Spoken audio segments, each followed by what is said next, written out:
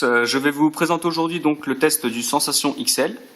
Donc voilà, on peut regarder l'apparence. On peut remarquer qu'il est très plat. Je vais vous montrer aussi donc hop le derrière. Voilà, donc on peut remarquer par contre le gros problème c'est qu'il n'y a pas de port micro SD nulle part. Il embarque en gros une dizaine de gigas et une fois plein, faut supprimer ce qu'on a dedans.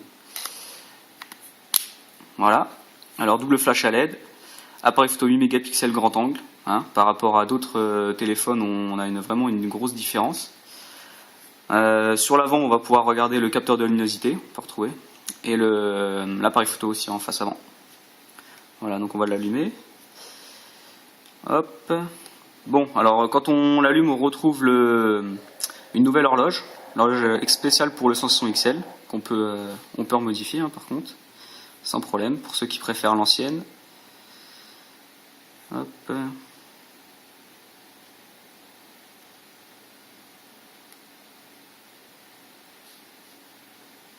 Voilà, on retrouve l'ancienne. Et on peut remarquer qu'il est très fluide. Voilà, donc on va aller faire un petit tour du côté des caractéristiques. Non, matériel. Voilà, donc processeur 1,5 GHz, simple cœur seulement. Donc, ce qui est un peu dommage, mais malgré ça, le téléphone est très fluide. 768 MO de RAM comme le Sensation normal, donc ce qui est bon, c'est moyen, mais bon, c'est largement suffisant.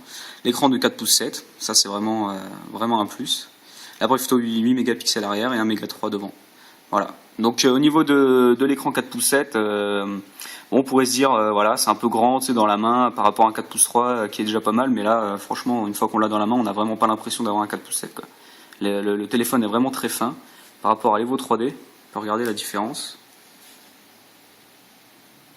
On va peut-être voir un peu, voilà, un peu gros. Il est même légèrement plus fin par rapport aux sensations normales. La dalle est assez rapprochée, vraiment très proche. Donc on a un angle de vision vraiment pas mal, quoi. Voilà. Donc la conception est vraiment pas mal, vraiment bien finie.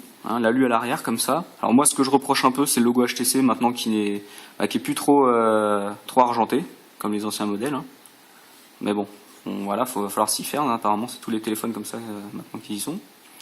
L'avantage de ce téléphone évidemment c'est qu'il intègre Beats Audio. Alors Beats Audio avec les écouteurs, fait par Monster. Voilà, fourni avec une belle pochette. Hop.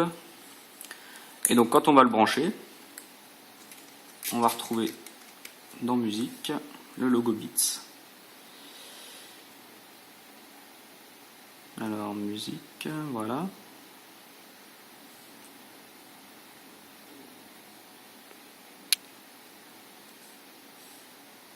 Et voilà, et on a le logo Beats ici. Donc on peut activer en fait c'est juste un égaliseur.